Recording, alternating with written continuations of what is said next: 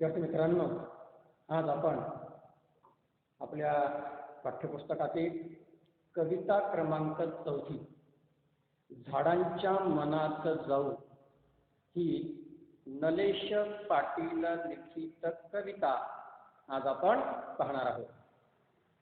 सर्वप्रथम जो कविता परिचय आहे तो कविता परिचय करून घेऊ आणि त्यानंतर या कवितेचा मध्यवर्ती सारांश कोणता आहे तो सारांश आपण पाहू। निसर्ग कवी व चित्रकार म्हणून कवी नलेश पाटील यांची ओळख आहे। शब्द, नाद, लय आणि अर्थाची त्यांना उत्तम जाण आहे। दोन शब्दामधील विरामाचं नेमकं भान, विलक्षण चित्रमयी रचनाशैली व अनेक निसर्गदत्त घटकांचे तरल चित्रण ही त्यांच्या कवितांची काही वैशिष्ट्ये होत। ही जी 3 वैशिष्ट्ये आहेत ही 3 वैशिष्ट्ये कवी नलेश पाटील यांच्या त्या कवितेमधील आहेत। कवितेच्या गावा जावे या लोकप्रिय काव्य गायनाच्या कार्यक्रमातील सादरीकरणात त्यांनी सहभाग घेतला होता। तरल शब्द आणि खुले स्वर यामुळे त्यांनी गायलेली जी कविता आहे ती कविता श्रवणीय ठरत असेल व रसिक श्रोत्यांच्या मनामध्ये दीर्घकाळ रेंगाळत असेल। आता या कवीच्या परिचयानंतर कवितेची जी मध्यवर्ती कल्पना आहे ती मध्यवर्ती कल्पना आपण पाहणार आहोत। कवी नलेश पाटील लिखित झाडांच्या मनात जाऊ ही कविता त्यांच्या हिरवं भान या काव्यसंग्रहातून घेतलेली आहे। प्रस्तुत कविता निसर्गाचा आस्वाद घेत त्याच्या संगतीत समरसून जाण्याचा जो संदेश आहे तो संदेश ही कविता देते आहे। झाडांचा असणारा हिरवा वैभव, पाना फुलांचे असणारे रंग आणि गंध, भिरभिरणारी रंगीबेरंगी फुलपाखरे, छुई छुई नाचणारे पाणी, खांद्यांवर बसलेले सुंदर पक्षी, ऊन सावल्यांची असणारी नक्षी, अशा निसर्गाच्या या सौंदर्य सोहळ्यात कवी एकरूप होऊन जातो आणि सदैव मन प्रसन्न करणाऱ्या चैतन्यदायी निसर्गाचा आपणही एक भाग बनावं व विश्वाला आनंद द्यावा अशी जी इच्छा आहे ती इच्छा तो परमेश्वराकडे तो कवी व्यक्त करतो आहे। आपलं कवितेचं जे ध्रुवपद आहे या ध्रुवपदामध्ये इथे कवी म्हणतात झाडांच्या मनात जाऊ, झाडांच्या मनात जाऊ, पानांचे विचार हो, पोपटी स्पंदनासाठी, स्पंदन म्हणजे हालचाल किंवा पानांची असणारी सळसळ, पानांची हालचाल किंवा पानांची असणारी सळसळ, पोपटी स्पंदनासाठी कोकिळ होऊन जाऊ।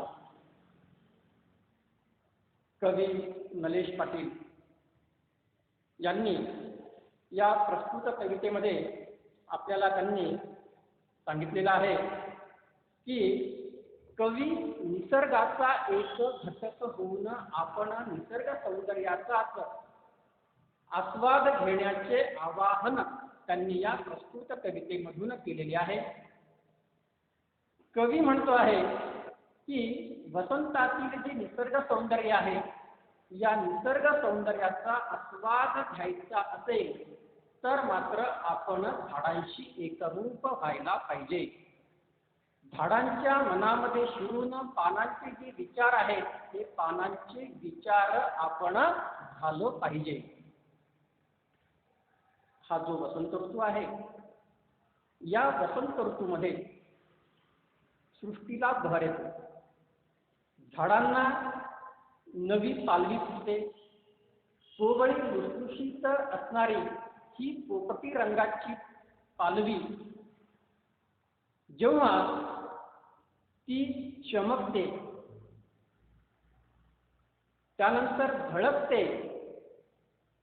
आणि वसंत ऋतूची चाहूल आधी या कोकिळ पक्षाला लागते, तेव्हा ती आनंदाने मात्र कुहू कुहू स्वरात गाणे गाते. निसर्ग सौंदर्याचा आस्वाद घ्यायचा असेल तर झाडांशी आपण एकरूप व्हायला पाहिजे. झाडांच्या मनामध्ये शिरून जो पानांचा विचार आहे तो पानांचा विचार व्हायला पाहिजे.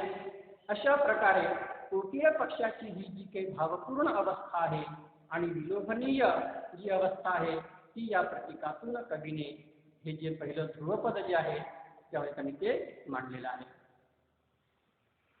कवी म्हणतो आहे की निसर्गाचं जे सान्निध्य आहे ते सान्निध्य अनुभवण्याकरता आणि ते सान्निध्य अनुभवण्याविषयी कवी इथे आपल्याशी बोलत आहे. झाडांचं जे झाडपण आहे ते झाडांचं झाडपण अनुभवण्याकरता तो पानांचे विचार होऊ पाहतो आहे, तो झाडांच्या मनात शिरू पाहतो आहे, तो झाडांच्या मनात जाऊ इच्छितो आहे. झाडांच्या मनात जाऊ पानांचे विचार करू, पानांचे जे काही विचार आहेत ते पानांचे विचारही तो होऊ पाहतो आहे. म्हणजेच पानांसारखं सतत उत्साहाने सळसळत राहण्याचा जो गुण आहे तो गुण जणू काही कवीला इथे आत्मसात करण्याचा तो विचार व्यक्त करतो आहे. तसेच जी काही नवी आणि जी काही कोवळी पालवी आहे या कोवळ्या पालवीच्या स्वागतासाठी कोकिळ होऊन गाणं गाण्याचं हे जे आवाहन आहे ते आवाहन कवी या प्रस्तुत या ध्रुवपदामध्ये करतो आहे. विद्यार्थी मित्रांनो, कवी कविता लिहितात आणि कविता लिहिल्यानंतर त्या कवीला जो अनुभव येतो आहे त्या कवीचे जे विचार आहेत ते विचार कवी या कवितेमध्ये प्रकट करत असतो. पण मुलांना काय होते, ज्या वेळेला आपण कविता सांगतो किंवा आपण कविता शिकवतो किंवा त्याचा अर्थ आपण जेव्हा आपल्या करी लावतो त्यावेळेला आपली असणारी जी परिस्थिती आहे, आपले असणारे जे विचार आहेत आणि आपल्यालाही जे आलेले अनुभव आहेत ते अनुभव सुद्धा या कवितेच्या माध्यमातून शिकवणारा कवीचे अनुभव तर मांडतोच, पण त्याचबरोबर कधी कधी स्वतःचे जे काही अनुभव आहेत किंवा आपल्याला वाटणारा जो अनुभव आहे, जो विचार आहे, तोही विचार मात्र आपण मांडत असतो. कवी म्हणतो आहे, झाडांच्या मनात शिरूया, झाडांच्या मनात जाऊ. म्हणजेच काय, झाडांच्या मनामध्ये शिरणे, पानांचे विचार होऊन आपण स्वतः जे पानांचे विचार आहेत ते विचार आपण व्हायला पाहिजे. पोपटी स्पंदनासाठी नव्या कोवळ्या पालवी, जी पोपटी रंगाची जी पालवी आहे या पालवीच्या स्पंदनासाठी कवी असं म्हणतो आहे, कोकिळ होऊन गाऊ. स्वतःच आपण कोकिळ पक्षी होऊन गाऊया. अशा प्रकारचा जो अर्थ आहे हा अर्थ या प्रस्तुत पहिलं जे ध्रुवपद आहे या ध्रुवपदाचा आहे. पुढचं जे दुसरं कडवं आहे, पहिलं जे कडवं आहे त्या पहिल्या कडवणीसाठी आपल्याला कवी सांगतात, बहरात वसंता म्हटल्या. बहर याचा अर्थ काय आहे, बहर म्हणजे हंगाम, बहरचा अर्थ आहे हंगाम. बहरात वसंता म्हटल्या. आता वसंत काय आहे, हा एक ऋतू आहे. या वसंत ऋतूमध्ये आलेला जो बहर आहे, हा जो काही हंगाम आहे तो सूर सावळा ऐकत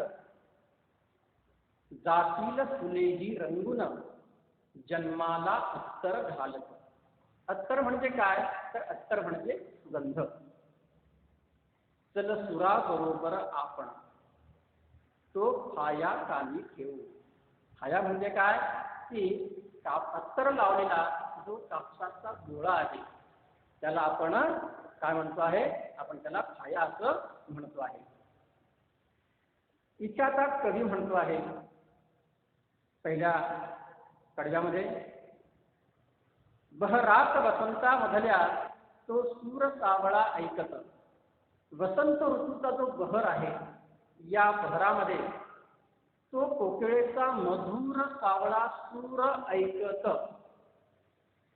काय होते आहे, तर जातील फुलेही रंगून जन्माला अत्तर घालत. फुले ही मात्र रंगून जातील आणि फुलांच्या गाभ्यामध्ये अत्तर जन्माला येईल. म्हणजेच त्याप्रमाणे जो सुवास आहे, तो सुवास मात्र सर्वत्र पसरणार आहे. पुढे कवी म्हणतो आहे की चला मग आता तो जो काही फुलांमधनं सुवास किंवा सुगंध पसरणार आहे, त्या गोड सुरांबरोबर अत्तराने भिजलेला छाया आपण कानामध्ये ठेवू.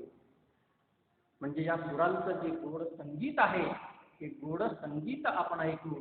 तर सुरांबरोबर आपण तो छाया कानी ठेवू.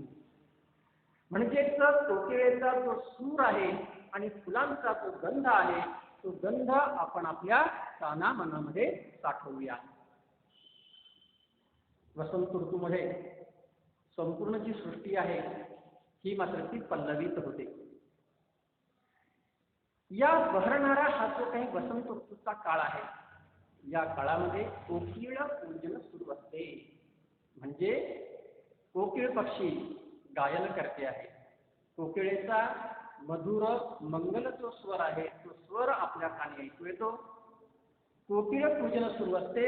ते मनाची तार छेडणाऱ्या सावळ्या कृष्णाच्या बासरीतून उमटणाऱ्या मधुर सुरांची आठवण करून देणारे हे पूजन. म्हणजेच जो कोकिळेचा स्वर आहे, तो स्वर ऐकत फुलेही मात्र रंगून जातात. ही फुले भक्ती समर्पित रूपी अत्तराच्या सुवास सर्वत्र दळवळत ठेवतील. हा अत्तराचा जो छाया आहे, सुवास रूपी फुलांच्या सुवास रूपी अत्तराचा छाया आहे, तो छाया आपण आपल्या कानी ठेवू. म्हणजेच या सुरांबरोबर फुलांनी शिकवलेले सुगंधी जीवनाचं जे मर्म आहे, ते सुगंधी जीवनाचे मर्म सतत आपण आपल्या ध्याना मनामध्ये ठेवू. असंच जणू काही तिथे कवीला आपल्याला सांगायचं आहे. विद्यार्थी मित्रांनो, आपलं जे पहिलं आपण ध्रुवपद पाहिलेलं आहे, त्या ध्रुवपदाचा संक्षिप्त अर्थ आपण एका वाक्यात जर तुमचा सांगतो म्हटलं तर या ध्रुवपदामध्ये निसर्गाचं सान्निध्य अनुभवा, निसर्गाचं सान्निध्य अनुभवा असा जो संदेश आहे, हा संदेश या पहिल्या ध्रुवपदाच्या कडव्यातून कवी आपल्याला दिलेला आहे. नंतरचं जे दुसरं कडवं आहे, त्या दुसऱ्या कडव्यामध्ये वसंतामधल्या फुलांसारखे आपण बहरत जाऊ.